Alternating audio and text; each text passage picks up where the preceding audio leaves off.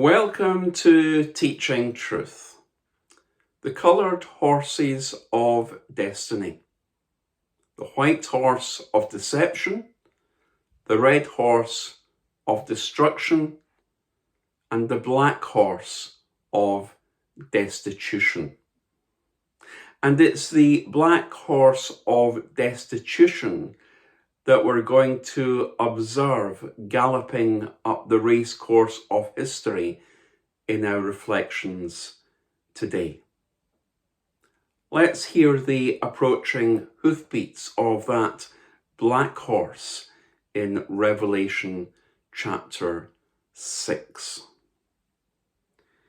When the Lamb opened the third seal, I heard the third living creature say, "Come." I looked, and there before me was a black horse.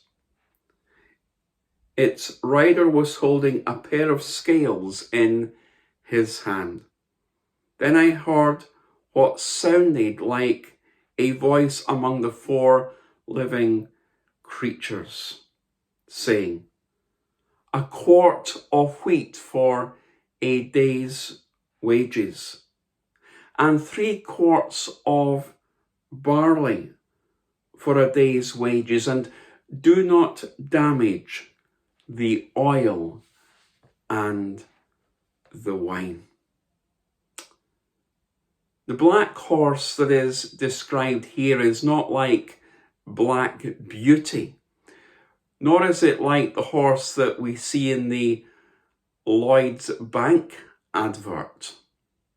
No, the black horse that is described here, the black horse of destitution, is a horse that is associated with famine, for black is a colour associated with famine and destitution. Yesterday we thought about war, and famine always follows in the aftermath of war. And therefore, the worldwide wars that Revelation alludes to will spawn worldwide famines. And again, Jesus spoke of this in Matthew chapter 24, verse 7. And the black horse of destitution will bring a time that is marked by shortages. A time marked by shortages. You see, the rider on this black horse of destitution, has in his hands a set of scales. A set of scales. And this indicates that this period will be marked by severe shortages in the basic necessities of life. The famines will be so severe that food and other basic necessities will have to be rationed. Now, we know nothing of that today. We can go into Aldi or Lidl or Sainsbury's or Morrison's and buy all the food that we need, whatever we want.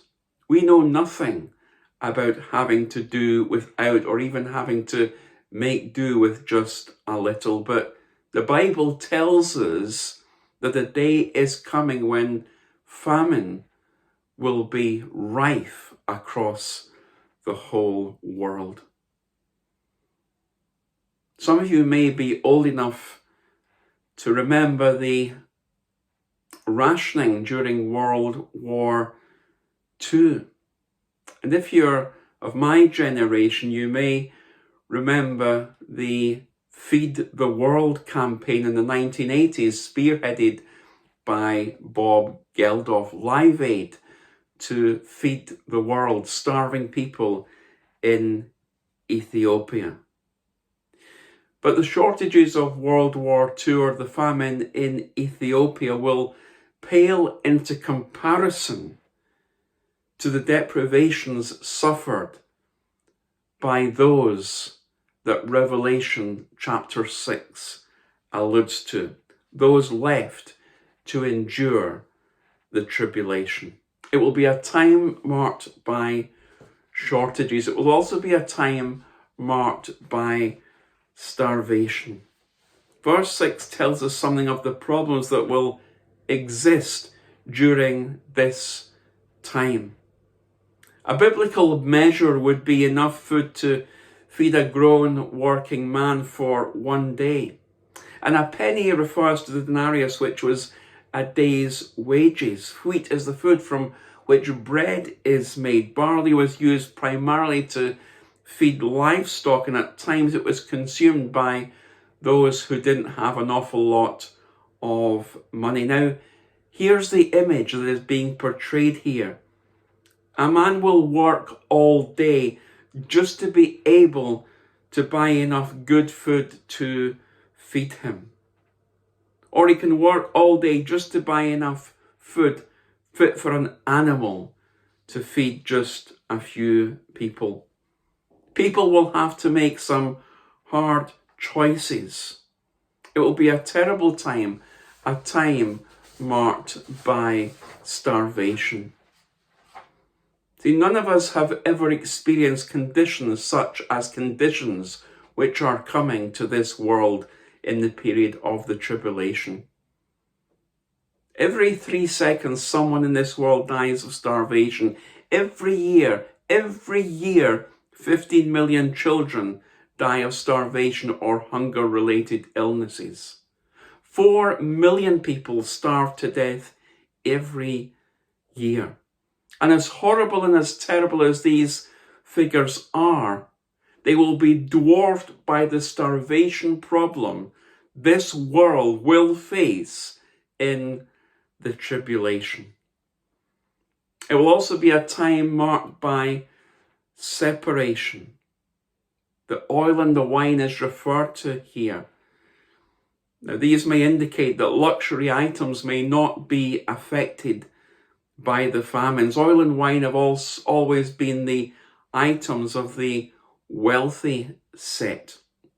Oil is used in the manufacture of cosmetics, and alcohol was always been associated with those who live the high life. In other words, what this is saying is that whilst most of the world will be plunged into poverty and starvation and famine, the rich will continue to get richer and enjoy the extravagant lifestyles that even we see them enjoy now. It will be a time marked by great separation. Do not damage the oil and the wine.